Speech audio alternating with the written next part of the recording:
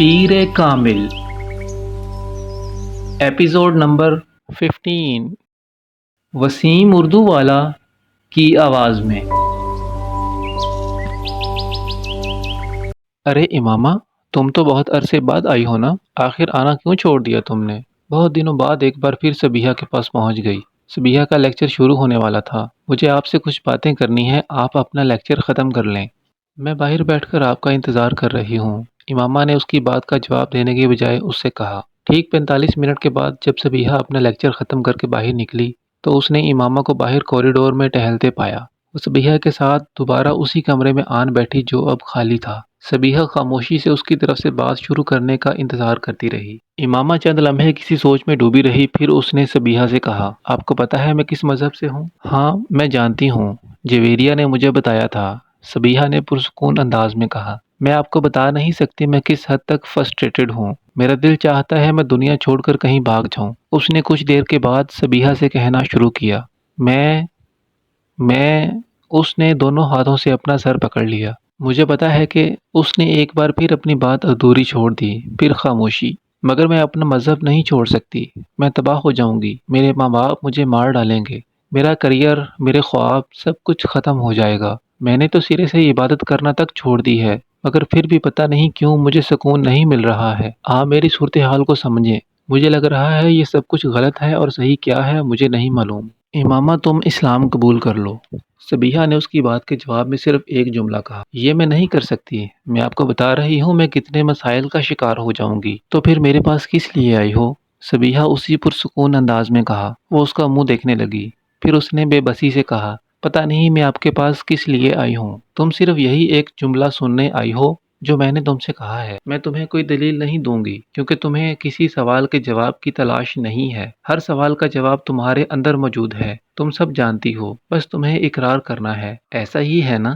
امامہ کی آنکھوں میں آنسو تیرنے لگے۔ مجھے لگ رہا ہے میرے پاؤں زمین سے اکھڑ چکے ہیں، میں جیسے خلا میں سفر کر رہی ہوں، اس نے بھرائی ہوئی آواز میں کہا۔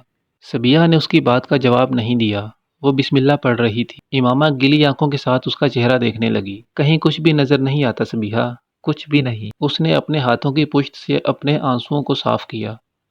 لا الہ الا اللہ، سبیحہ کے لب آہستہ آہستہ ہلنے لگے۔ امامہ دونوں ہاتھوں سے چہرہ ڈانپ کر بچوں کی طرح پھوٹ پھوٹ کر رونے لگی اور وہ روتے ہوئے سبیحہ کے پیچھے کلمے کے الفاظ دہرا رہی تھی، محمد الرسول اللہ صلی اللہ علیہ وسلم۔ امامہ نے اگلے الفاظ دہرائے، اس کی آواز بھرا گئی۔ امامہ کی سمجھ میں نہیں آ رہا تھا اسے اتنا رونا کیوں آ رہا تھا۔ اسے کوئی پچھتاوا، کوئی افسوس نہیں تھا، مگر پھر بھی اسے اپنے آنسوؤں پر قابو پانا مشکل ہو رہا تھا۔ بہت دیر تک روتے رہنے کے بعد اس نے جب سر اٹھایا تو سبیحہ اس کے پاس ہی بیٹھی ہوئی تھی۔ امامہ گیلے چہرے کے ساتھ اسے دیکھ کر مسکرا دی۔ رابعہ اور جویریہ ایک دوسرے کا منہ دیکھ رہی تھیں اور امامہ اپنے پاؤں کے انگوٹھے کے ساتھ فرش کو رگڑتے ہوئے کسی سوچ میں ڈوبی ہوئی تھی۔ تمہیں یہ سب کچھ ہمیں پہلے ہی بتا دینا چاہیے تھا، جویریہ نے ایک طویل وقفے کے بعد اس خاموشی کو توڑا۔ امامہ نے سر اٹھا کر اسے دیکھا اور پرسکون انداز میں کہا، اس سے کیا ہوتا؟ کم از کم ہم تمہارے بارے میں کسی غلط فہمی کا شکار تو نہ ہوتے اور تمہاری مدد کر سکتے تھے ہم دونوں۔ امامہ سر جھٹکتے ہوئے عجیب سے انداز میں مسکرائی۔ اس سے کوئی خاص فرق نہیں پڑتا۔ مجھے تو بہت خوشی ہے امامہ کہ تم نے ایک صحیح راستے کا انتخاب کیا ہے، دیر سے صحیح، مگر تم غلط راستے سے ہٹ گئی ہو۔ جویریہ نے اس کے پاس بیٹھتے ہوئے نرم لہجے میں کہا، تم اندازہ نہیں کر سکتی کہ میں اس وقت تمہارے لیے اپنے دل میں کیا محسوس کر رہی ہوں۔ امامہ چپ چاپ اسے دیکھتی رہی۔ تمہیں اگر ہم دونوں کی طرف سے کسی بھی مدد کی ضرورت ہو تو ہچکچانا مت، تمہاری مدد کر کے ہمیں خوشی ہوگی۔ مجھے واقعی تم لوگوں کی مدد کی بہت ضرورت ہے، بہت زیادہ ضرورت ہے، امامہ نے کہا۔ میری وجہ سے اگر تم نے اپنے مذہب کی اصلیت جانچ کر اسے چھوڑ دیا ہے تو، جویریہ کہہ رہی تھی۔ امامہ اس کا چہرہ دیکھنے لگی۔ تمہاری وجہ سے؟ اس نے جویریہ کا چہرہ دیکھتے ہوئے سوچا۔ اس کا ذہن اسے کہیں اور لے جا رہا تھا۔ دھند میں اب ایک اور چہرہ ابھر رہا تھا، وہ اسے دیکھتی رہی۔ وہ چہرہ آہستہ آہستہ واضح ہو رہا تھا، زیر آب ابھرنے والے کسی نقش کی طرح۔ چہرہ اب واضح ہو گیا تھا۔ امامہ مسکرائی، وہ اس چہرے کو پہچان سکتی تھی۔ اس نے اس چہرے کے ہونٹوں کو ہلتے دیکھا۔ آہستہ آہستہ وہ آواز سن سکتی تھی، وہ آواز سن رہی تھی، قطرہ مانگے جو تو اسے دریا دے دے، مجھ کو کچھ اور نہ دے، اپنی تمنا دے دے، میں صرف یہ چاہتی ہوں کہ تم لوگ کسی کو کچھ نہ بتاؤ، زینب کو بھی نہیں۔ اپنے سر کو جھٹکتے ہوئے اس نے جویریہ اور رابعہ سے کہا تھا۔ ان دونوں نے اس بات میں سر ہلا دیا۔ کچھ نہیں مانگتا شاہوں سے یہ شیدا تیرا، اس کی دولت ہے فقط نقش کفے پا تیرا، پورے قد سے میں کھڑا ہوں تو یہ تیرا ہے کرم، مجھ کو جھکنے نہیں دیتا ہے سہارا تیرا۔ لوگ کہتے ہیں کہ سایہ تیرے پیکر کا نہ تھا، میں تو کہتا ہوں جہاں بر پہ ہے سایہ تیرا۔ وہ اس آواز کو پہچانتی تھی، یہ جلال انصر کی آواز تھی۔ امامہ میڈیکل کالج میں چند روز ہوئے تھے جب ایک ویکینڈ پر اسلام آباد آنے کے بعد اس نے رات کو زینب کے گھر لاہور فون کیا۔ بیٹا میں زینب کو بلاتی ہوں، تم ہولڈ رکھو۔ زینب کی امی فون رکھ کر چلی گئیں۔ وہ ریسیور کان سے لگائے انتظار کرنے لگی۔ کچھ نہیں مانگتا شاہوں سے یہ شیدا تیرا، اس کی دولت ہے فقط نقش کفے پا تیرا۔ مردانہ آواز میں فون پر سنائی دینے والی وہ نعت امامہ نے پہلے بھی سنی تھی، مگر اس وقت جو کوئی بھی اسے پڑھ رہا تھا وہ کمال جذب سے اسے پڑھ رہا تھا۔ پورے قد سے کھڑا ہوں تو یہ تیرا ہے کرم، مجھ کو جھکنے نہیں دیتا ہے سہارا تیرا۔ اسے اندازہ نہیں تھا کہ کسی مرد کی آواز اتنی خوبصورت ہو سکتی ہے، اس قدر خوبصورت کہ پوری دنیا اس آواز کی قید میں لگے۔ امامہ نے اپنا سانس روک لیا، یا شاید وہ سانس لینا بھول گئی۔ لوگ کہتے ہیں کہ سایہ تیرے پیکر کا نہ تھا، میں تو کہتا ہوں جہاں بر پہ ہے سایہ تیرا۔ انسان کی زندگی میں کچھ ساتیں ساتھ ہوتی ہیں، شب قدر کی رات میں آنے والی اس ساتھ کی طرح جسے بہت سے لوگ گزر جانے دیتے ہیں، صرف چند اس ساتھ کے انتظار میں ہاتھ اٹھائے اور جولی پھیلائے بیٹھے ہوتے ہیں، اس ساتھ کے انتظار میں جو چلتے پانی کو روک دے اور روکے ہوئے پانی کو رواں کر دے، جو دل سے نکلنے والی دعا کو لبوں تک آنے سے پہلے مقدر بنا دے۔ امامہ ہاشم کی زندگی میں وہ ساتھ شب قدر کی کسی رات کو نہیں آئی تھی، نہ اس نے اس ساتھ کے لیے ہاتھ اٹھائے تھے، نہ جولی پھیلائی تھی، پھر بھی اس نے زمین و آسمان کی گردش کو کچھ دیر کے لیے تھمتے دیکھا تھا، پوری کائنات کو ایک گنبد پہ در میں بدلتے دیکھا تھا جس کے اندر بس ایک ہی آواز گونج رہی تھی، دستگیری میری تنہائی کی تو نے ہی تو کی، میں تو مر جاتا اگر ساتھ نہ ہوتا تیرا۔ وہ اندھیروں سے بھی دزدانہ گزر جاتے ہیں جن کے ماتھے پہ چمکتا ہے ستارہ تیرا۔ آواز بہت صاف اور واضح تھی۔ امامہ بت کی طرح ریسیور ہاتھ میں لیے بیٹھی رہی۔ ہیلو امامہ۔ دوسری طرف زینب کی آواز گونجی اور وہ آواز میں گم ہو گئی۔ چند لمحوں کے لیے زمین کی رکی ہوئی گردش دوبارہ بحال ہو گئی۔ ہیلو امامہ، آواز سن رہی ہو میری؟ وہ ایک جھٹکے سے ہوش کی دنیا میں واپس آئی۔ ہاں میں سن رہی ہوں، میں نے سوچا لائن کٹ گئی۔ دوسری طرف سے زینب نے کچھ مطمئن ہوتے ہوئے کہا۔ امامہ اگلے چند منٹ اس سے بات کرتی رہی مگر اس کا دل و دماغ کہیں اور تھا۔ جلال الدین انصر زینب کا بڑا بھائی تھا اور امامہ غائبانہ طور پر اس سے واقف تھی۔ زینب اس کی کلاس فیلو تھی اور اس سے امامہ کا تعارف وہی میڈیکل کالج میں ہوا تھا۔ چند ماہ میں ہی یہ تعارف اچھی خاصی دوستی میں بدل گیا۔ اس تعارف میں اسے یہ پتہ چلا کہ وہ لوگ 4 بھائی بہن تھے۔ جلال سب سے بڑا تھا اور ہاؤس جاب کر رہا تھا۔ زینب کے والد وابڈا میں انجینئر تھے اور ان کا گھرانہ کافی مذہبی تھا۔ اسلام آباد سے واپسی پر اس نے زینب سے نعت پڑھنے والے اس شخص کے بارے میں پوچھا۔ زینب، اس رات میں نے تمہیں فون کیا تو کوئی نعت پڑھ رہا تھا، وہ کون تھا؟ اس نے اپنے لہجے کو حتی الامکان نارمل رکھتے ہوئے کہا۔ وہ جلال بھائی تھے، ایک مقابلہ میں حصہ لینے کے لیے وہ نعت یاد کر رہے تھے۔ فون کوریڈور میں ہے اور ان کے کمرے کا دروازہ کھلا تھا، اس لیے آواز تم تک پہنچ گئی، زینب نے تفصیل سے بتایا۔ بہت اچھی آواز ہے ان کی۔ ہاں آواز تو بہت اچھی ہے ان کی، قیرت تو نعت سے بھی زیادہ خوبصورت کرتے ہیں، بہت سے مقابلوں میں انعام بھی لے چکے ہیں، ابھی بھی کالج میں ایک مقابلہ ہونے والا ہے، تم اس میں انہیں سننا۔ زینب تب یہ نہیں جانتی تھی کہ امامہ کس مذہب کی تھی۔ وہ جس طرح پردے کا خیال رکھتی تھی، زینب کا خیال تھا کہ وہ کسی مذہبی گھرانے سے تعلق رکھتی ہے۔ خود زینب بھی خاصے مذہبی گھرانے سے تعلق رکھتی تھی اور چادر اوڑھا کرتی تھی۔ 2-3 دن کے بعد امامہ جلال انصر کی نعت سننے کے لیے اپنی فرینڈز کو بتائے بغیر کلاسز بنک کر کے نعتوں کے اس مقابلے میں چلی گئی تھی۔ جلال انصر کو اس دن پہلی بار اس نے دیکھا تھا۔ کمپیئر نے جلال انصر کا نام پکارا اور امامہ نے تیز ہوتی ہوئی دھڑکنوں کے ساتھ زینب سے مشابہت رکھنے والے عام سی شکل و صورت اور داڑھی والے ایک 24-25 سالہ لڑکے کو سٹیج پر چڑھتے دیکھا۔ سٹیج پر سیڑھیاں چڑھنے سے لے کر روسٹرم کے پیچھے آ کر کھڑے ہونے تک امامہ نے ایک بار بھی اپنی نظر جلال انصر کے چہرے سے نہیں ہٹائی۔ اس نے اسے سینے پر ہاتھ باندھتے اور آنکھیں بند کرتے دیکھا۔ کچھ نہیں مانگتا شاہوں سے یہ شیدا تیرا، اس کی دولت ہے فقط نقش کفے پا تیرا۔ امامہ کو اپنے پورے وجود میں ایک لہر سی دوڑتی محسوس ہوئی۔ حال میں مکمل خاموشی تھی اور صرف اس کی خوبصورت آواز گونج رہی تھی۔ وہ کسی سحر زدہ معمول کی طرح بیٹھی اسے سنتی رہی۔ اس نے کب نعت ختم کی، کب وہ اسٹیج سے اتر کر واپس ہوا، مقابلے کا نتیجہ کیا نکلا، اس کے بعد کس کس نے نعت پڑھی، کس وقت سارے اسٹوڈنٹ وہاں سے گئے اور کس وقت ہال خالی ہو گیا، امامہ کو پتہ نہیں چلا۔ بہت دیر کے بعد اسے یکدم ہوش آیا تھا۔ اس وقت اپنے ارد گرد دیکھنے پر اسے احساس ہوا کہ وہ ہال میں اکیلی بیٹھی تھی۔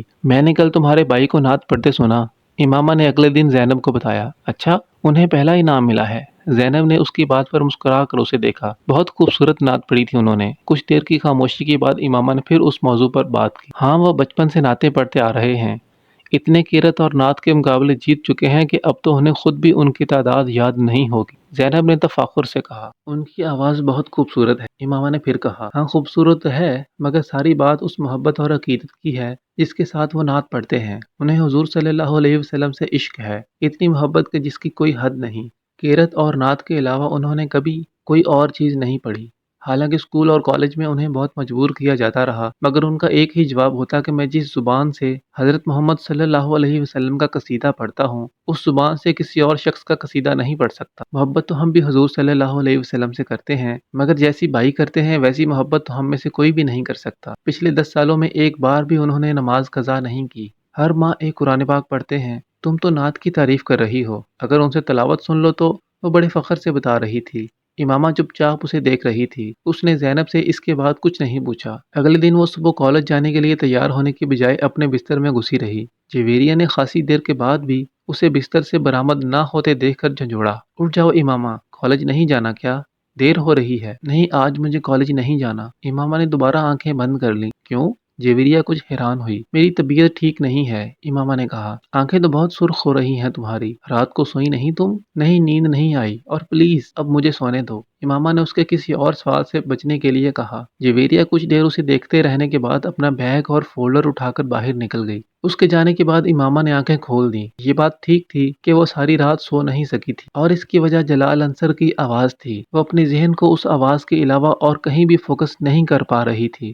جلال انصر، اس نے زیر لب اس کا نام دہرایا۔ آخر اس کی آواز مجھے کیوں اس قدر اچھی لگ رہی ہے کہ میں اسے اپنے ذہن سے نکال نہیں پا رہی۔ اس نے الجھے ہوئے ذہن کے ساتھ بستر سے نکلتے ہوئے سوچا۔ وہ اپنے کمرے کی کھلی ہوئی کھڑکی میں آ کر کھڑی ہو گئی۔ میرے بھائی کی آواز میں ساری تاثیر حضرت محمد صلی اللہ علیہ وسلم کے عشق کی وجہ سے ہے۔ اس کے کانوں میں زینب کی آواز گونجی۔ آواز میں تاثیر اور عشق؟ اس نے بے چینی سے پہلو بدلا۔ سوز، گداز، لوچ، مٹھاس، آخر کیا تھا اس آواز میں؟ وہ اٹھ کر کھڑکی سے باہر دیکھنے لگی۔ دنیا عشق اللہ سے شروع ہوتی ہے اور عشق رسول صلی اللہ علیہ وسلم پر ختم ہو جاتی ہے۔ اسے ایک اور جملہ یاد آیا، عشق رسول صلی اللہ علیہ وسلم؟ اس نے حیرانی سے سوچا، عشق رسول صلی اللہ علیہ وسلم یا عشق محمد صلی اللہ علیہ وسلم؟ یکدم اسے اپنے اندر ایک عجیب سا سناٹا اترتا محسوس ہوا۔ اس نے اس سناٹے اور تاریکی کو کھوجنا شروع کیا، اپنے اندر سیڑھی در سیڑھی اترنا شروع کیا۔ اسے کہیں کوئی روشنی نظر نہیں آئی۔ آخر وہ کیا چیز ہوتی ہے جو حضرت محمد صلی اللہ علیہ وسلم کا نام سننے پر لوگوں کی آنکھوں میں آنسو اور لبوں پر درود لے آتی ہے؟ عقیدت، عشق، محبت، ان میں سے کیا ہے؟ مجھے کچھ کیوں محسوس نہیں ہوتا؟ میری آنکھوں میں آنسو کیوں نہیں آتے؟ میرے ہونٹوں پر درود کیوں نہیں آتا؟ میری آواز میں تاثیر؟ وہ لمحہ بھر کے لیے رکی۔ اس نے زیر لب پڑھا، کچھ نہیں مانگتا شاہوں سے یہ شیدا تیرا، اس کی دولت ہے فقط نقش کفے پا تیرا۔ اسے اپنی آواز بھرائی ہوئی محسوس ہوئی۔ شاید ابھی جاگی ہوں اس لیے آواز ایسی ہے، اس نے اپنا گلا صاف کرتے ہوئے سوچا۔ اس نے ایک بار پھر پڑھنا شروع کیا، کچھ نہیں مانگتا۔ وہ ایک بار پھر رک گئی، اس بار اس کی آواز میں لرزش تھی۔ اس نے دوبارہ پڑھنا شروع کیا، کچھ نہیں مانگتا شاہوں سے یہ شیدا تیرا۔ کھڑکی سے باہر نظریں مرکوز رکھتے ہوئے اس نے لرزتی بھرائی آواز اور کانپتے ہونٹوں کے ساتھ پہلا مصرع پڑھا، پھر دوسرا مصرع پڑھنا شروع کیا اور رک گئی۔ کھڑکی سے باہر خلا میں گھورتے ہوئے وہ ایک بار پھر جلال انصر کی آواز اپنے کانوں میں اترتی محسوس کر رہی تھی، بلند، صاف، واضح اور اذان کی طرح دل میں اتر جانے والی مقدس آواز۔ اسے اپنے گالوں پر نمی محسوس ہوئی۔ یکدم وہ اپنے ہوش آواز میں آئی اور پتہ چلا کہ وہ رو رہی تھی۔ کچھ دیر جیسے بے یقینی کے عالم میں وہ اپنے دونوں ہاتھوں کی انگلیاں دونوں آنکھوں پر رکھے دم بخود کھڑی رہی۔ اس نے اپنے آپ کو بے بسی کی انتہا پر پایا۔ آنکھوں پر ہاتھ رکھے وہ آہستہ آہستہ گھٹنوں کے بل وہیں زمین پر بیٹھ گئی اور اس نے پھوٹ پھوٹ کر رونا شروع کر دیا۔ انسان کے لیے سب سے مشکل مرحلہ وہ ہوتا ہے جب اس کا دل کسی چیز کی گواہی دے رہا ہو مگر اس کی زبان خاموش ہو، جب اس کا دماغ چلا چلا کر کسی چیز کی صداقت کا اقرار کر رہا ہو مگر اس کے ہونٹ ساکت ہوں۔